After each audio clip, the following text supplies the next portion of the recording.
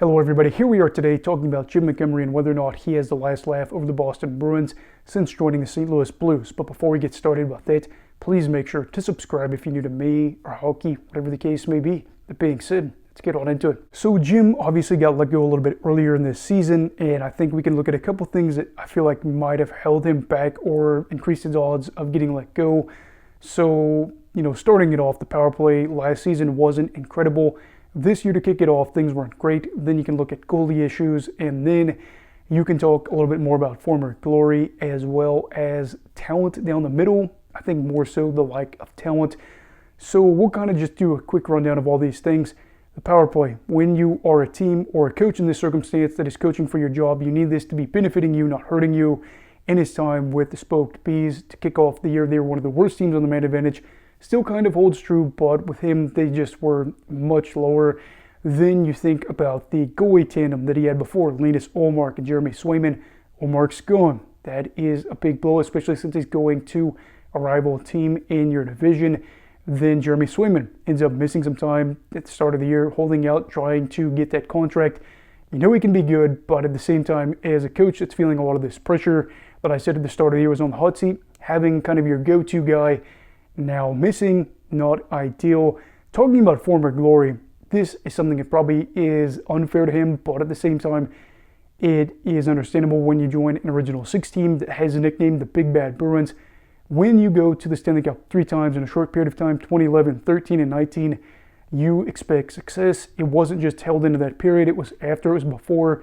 And when you're Jim Montgomery, you have the regular seasons to back it up, but when it comes to the playoffs, not as much. But Boston, whether or not they had as much success as they wanted, did have enough to say, well, this was a really good run. And for him, that was something that was going to be a dagger because the early exits just weren't cutting it. And then the talent or lack of talent down the middle. No disrespect to some of these guys like Pavel Zacha, but when you lose David Krejci, when you lose Patrice Bergeron, this is huge and a big hindrance in terms of being competitive.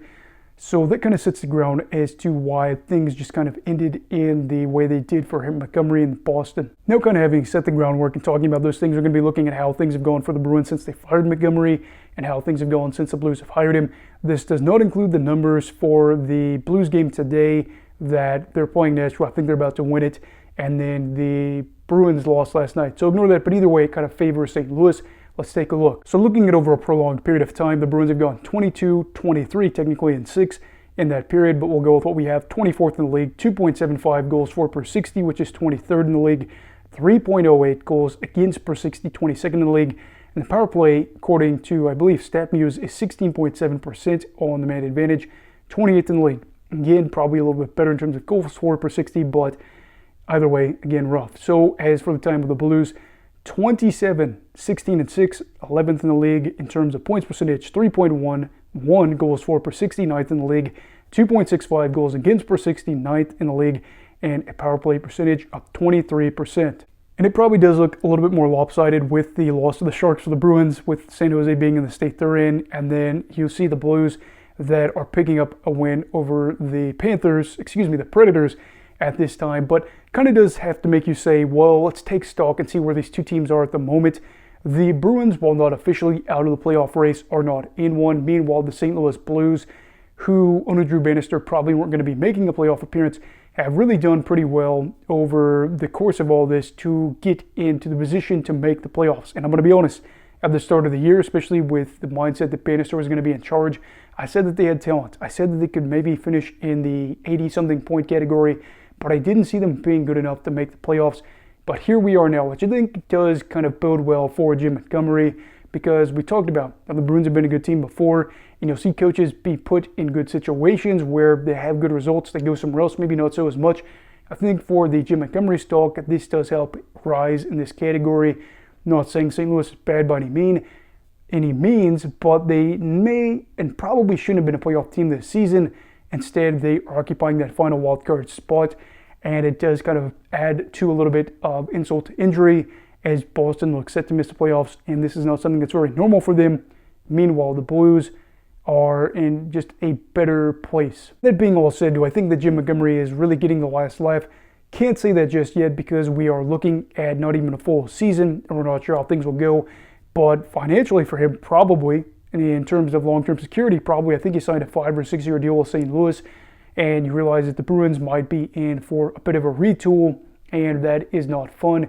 Meanwhile, St. Louis got some of these younger players that are looking to be pretty good, and you're seeing some of these better results. Save percentage is not looking bad for the Blues since Montgomery took over and whatnot. So you're hoping again, maybe with Jordan Binnington getting a little bit more, and if they are a side that makes playoffs again consistently underneath Montgomery while the Bruins are bad, then it would look pretty good. But again, with this being just a small time frame, I can't say there's going to be winners or losers. And ultimately, the Bruins, while facing periods where they traded away guys like Carlo, where they traded away guys like Marchand, they traded away another big name too. I can't remember who it is off the top of my head. It hurts, but they are getting assets for the future. They got Casey Middlestat as well. So, some youth kind of being injected in this team, hoping maybe for a quick turnaround. That being said, and no offense to Jim Montgomery, but if the Blues were a side that in the next few years made the playoffs but got knocked out of the first round consistently, does Boston necessarily get hurt by all that? Probably not as much. However, if this kind of manifests into something really good for the Blues in the coming years, then it probably would be pretty painful, because Boston has got kind of a history in recent years of firing coaches that had seen success and then seeing them go on and succeed elsewhere.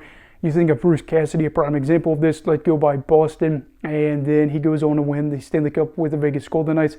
Other coaches too, very, very recently, in the past 10 years, I guess in general you could say, and Montgomery would be one of those. You get fired, and then like a week or a week and a half later, you're coaching another team and you are winning. So a lot of fun, and a lot of fun with good money is also a good thing here for Jim, and just kind of wondering how things will play out here for himself and this team.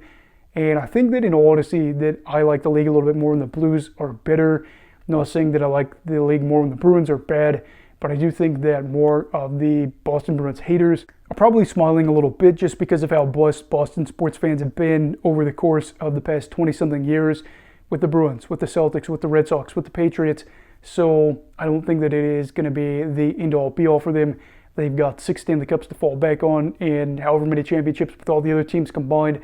I know it's a lot. So anyway, what are your thoughts on all this with Jim Montgomery and his first stint with the Blues? Do you think the success will hold up? Do you think they could be a team that in the coming years could maybe find some playoff success as well? And do you think that will kind of correspond with the Bruins, while not being necessarily the worst team in the league, being a side that has to, feel out how this roster will shake up with a lot of younger guys trying to get into the NHL and then find that team success? Let me know your thoughts down below in the comments about that. Also, please make sure to like this video if you enjoyed it. Subscribe if you're new. Everybody stay safe. Have a great night. And good luck for all. Kill right.